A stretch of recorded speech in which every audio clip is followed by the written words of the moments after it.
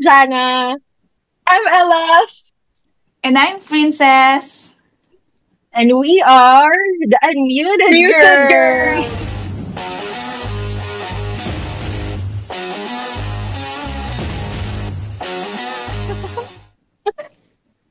Oh, ayan. So, hindi tayo sabay-sabay, but that's fine. So, hello, girls.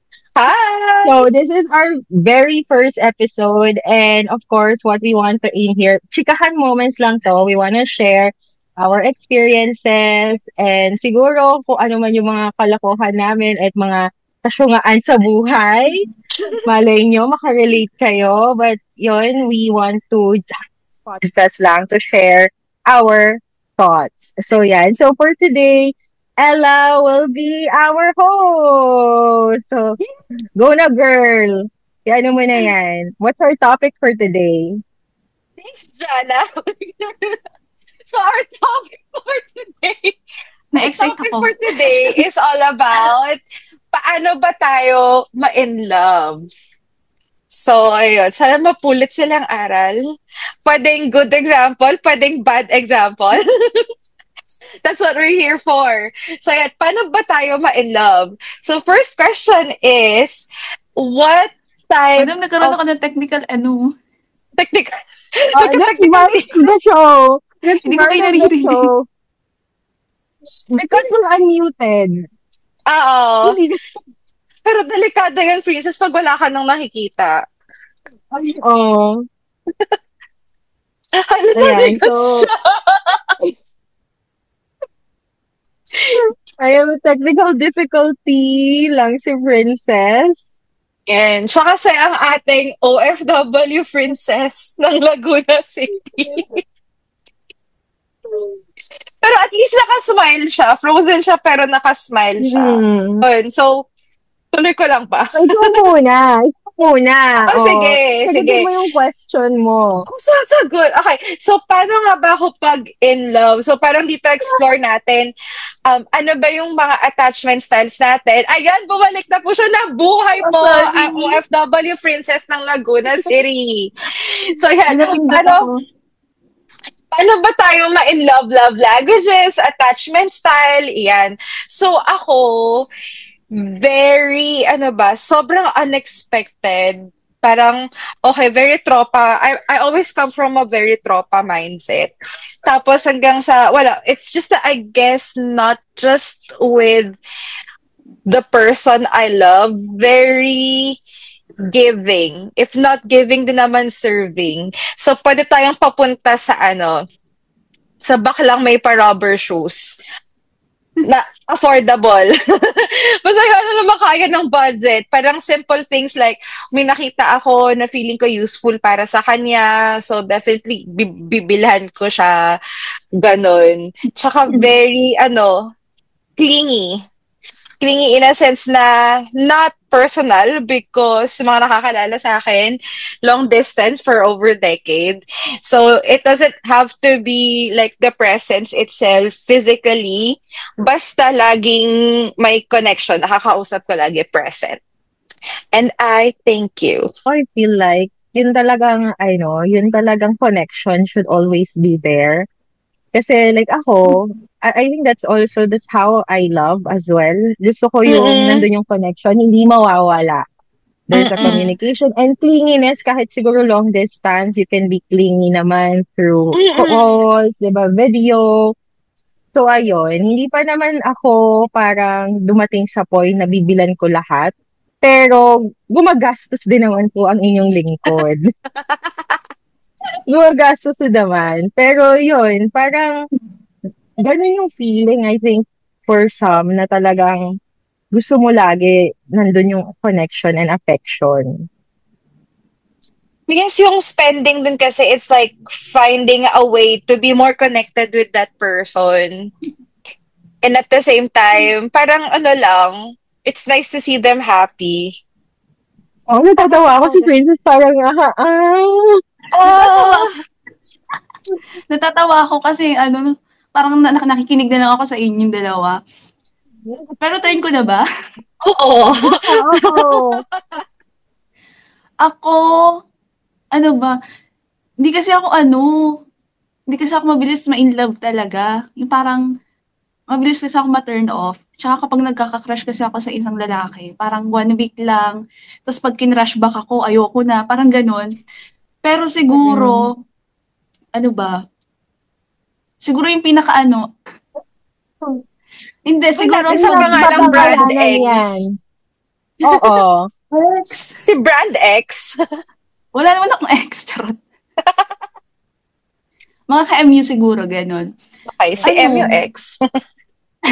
Ex-MU. MUX, so sasakyan yun ah. Sa'kin, siguro nung 'pag in love malalaman kong in love ako dun sa tao kapag talagang ano, pinagluluto ko, yung mga act of service, Mm. yung nabibigay kong love language.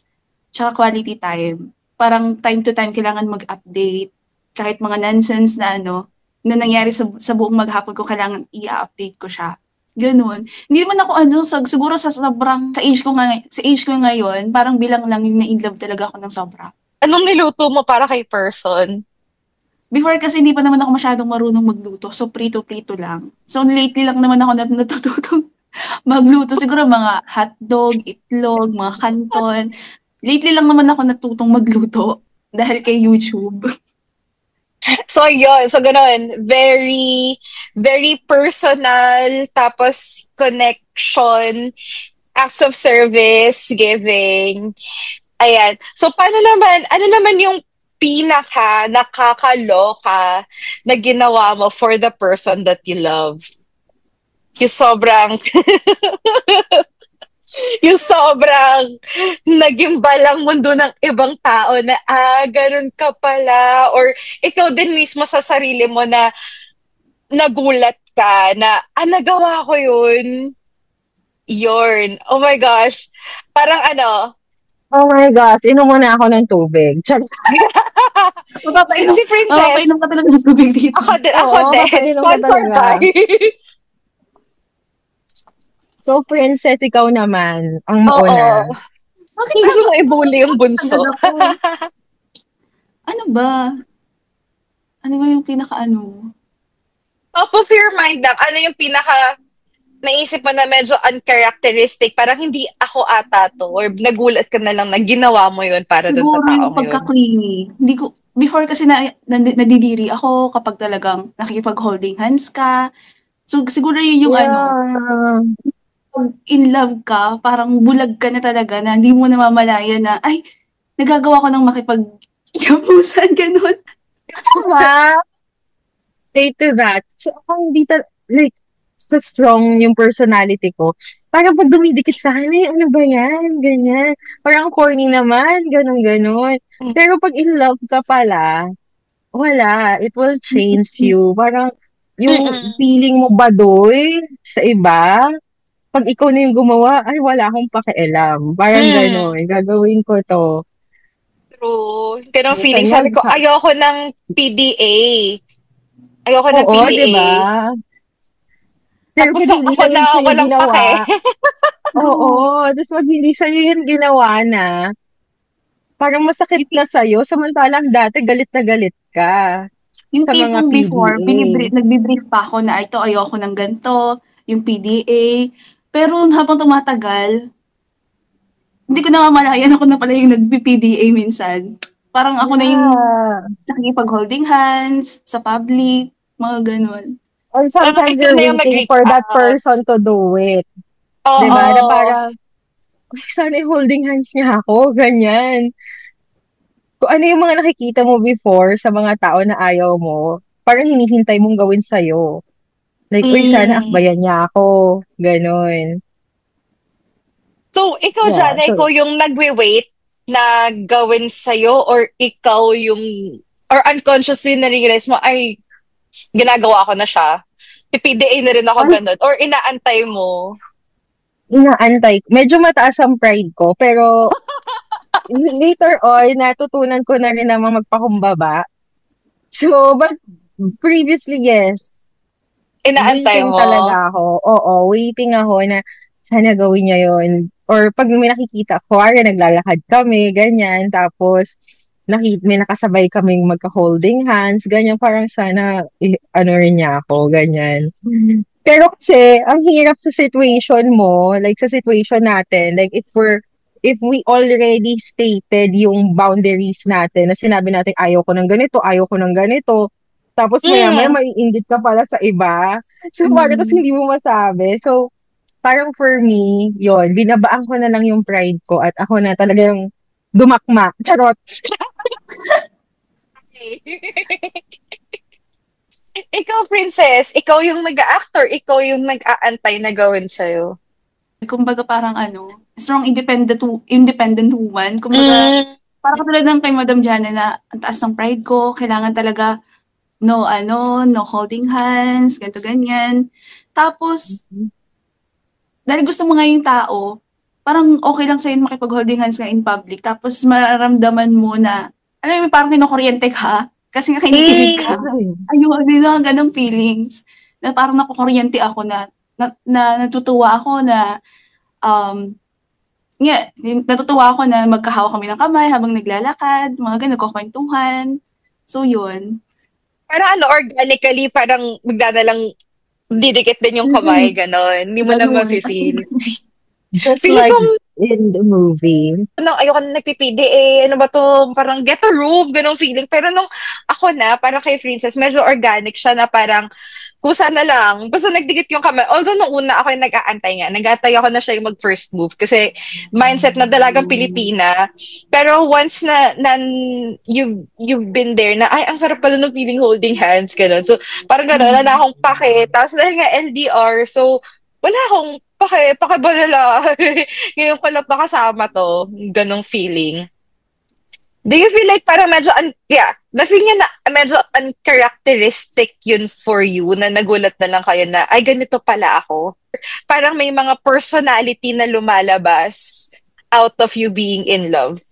Yeah, feeling ko at some point, once you're in love, it will really change you. Kasi parang, yun nga, if you're acting like a strong, independent woman, and then suddenly you want to be vulnerable, 'di ba? So, medyo doon talaga nababago ka eh. Or because Mm. probably, sabi nga, probably because you're acting strong for so long, parang you want someone na parang, okay, i-rest ko muna yung pagka-strong ko, ganyan. Ano muna ako, parang soft girl muna ako. So, Mm-mm. siguro yon parang nababago ka din eh. Siguro parang hindi ka part siya ng comfortability with this person, na parang nagiging safe space mo siya. Na Yeah, parang oo. true. bumababa yung guards mo. Hindi ko, ano ba, parang alter ego mo pag in love. Hindi ko expect na although alam ko talaga, na-realize ko na parang ang, ko, love language ko is giving and receiving acts of service. So parang hindi ko na-imagine na ganun pala na, mo kong tubig.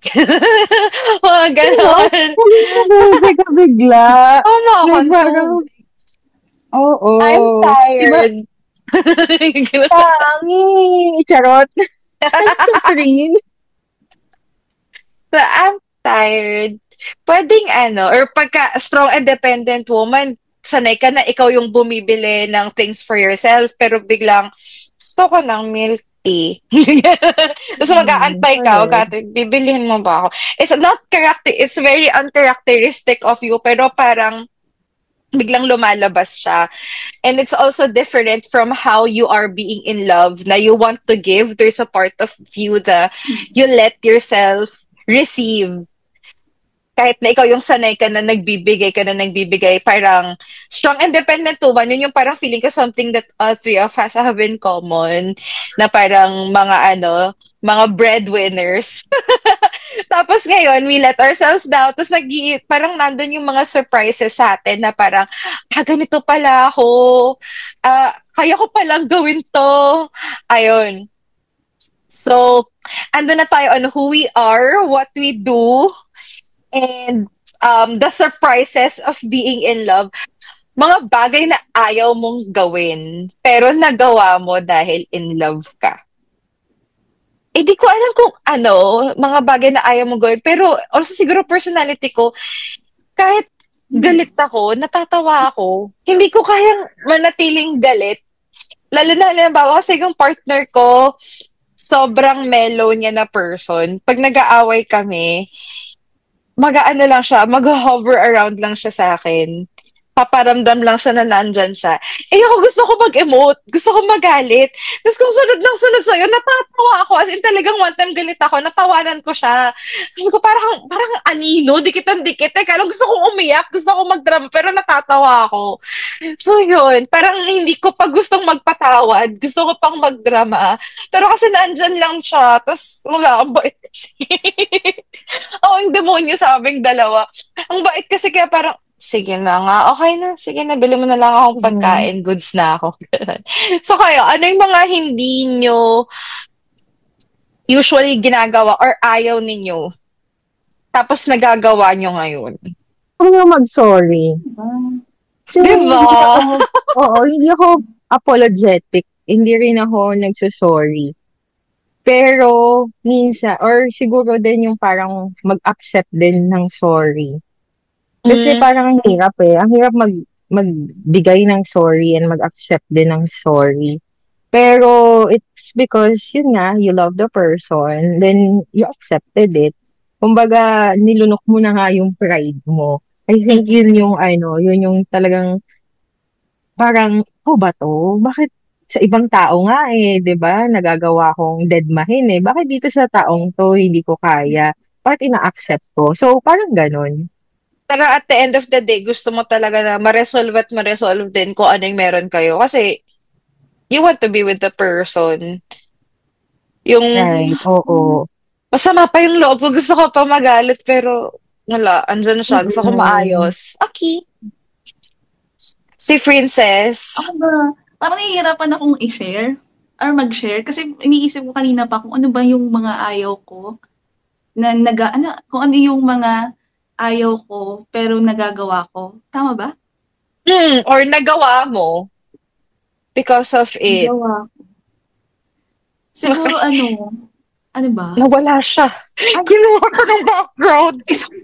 Napaano lang ako, napaatras lang ako ng konti. Kinuha Ay, ko ng oh, background. what a Nawala sa screen. question.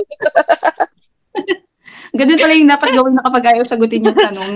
Oo, Magpapawala. mag-disappear ka, ganun. Magtatago. Magpapakain sa background. Ano ba, siguro yung ayaw kong gagawin sa akin is yung, um, ako yung last message, gano'n na lang. Ako yung last Mm. Oo, message. Ewan oo. ko, pero Kanina pa, ang may laking impact naalala pa sa'kin ako. nun. Ako yung huling magme-message sa kanya na hindi niya re-replyan, gano'n. Gusto ko siya yung last message na hindi ko re-replyan. Yun yung Agree, I parang can relate. sa'kin, for me. Kasi gusto ko Ako kailangan din, I ikaw can relate. hindi yung ako yung hindi mo re-replyan, gano'n. Oo, 'Di ba? tama. Kasi magpo-first move, like ako yung unang magme-message sa'yo, yun ang pinakaayaw. Kahit naman yata sa mga friends ko, parang ganun, gusto ko sila yung unang Oo. magme-message. Tapos ngayon, dahil nga you love the person, wala kang choice. Ikaw na yung, uy, Mm. kumusta ka dyan? True. Ganon. Ikaw din Yeah. first move, mag-o-open ng topic. Mm-mm. And that is Parang kahit na regardless of what you feel, kahit may alitan kayo or wala, basta lang you, number one, ayaw mo na ikaw yung unang nagme-message. Number two, ayaw mo din ikaw yung last. Regardless of how you feel, yes. ginagawa mo siya. Masaya ka man or hindi man kayo okay, ganun. Oo. Ganun din sa'yo, Jana. Yes. Na ano ba yung sa akin? Nagpapatawad, yun. Hindi ka nagpatawad. Tapos, yung parang may mga, hindi naman siya, let's say, boundaries, pero there are things na you're very particular with na parang napapalagpas mo or parang you accept ginagawa mo because of love. Paano naman? Or parang what are your indicators na in love ka na? Para ano yung or parang siguro sa latest experience, let's say for Princess or the latest memory, like what signs sa sarili mo na I love this person? Ginawa niyo na din 'to before.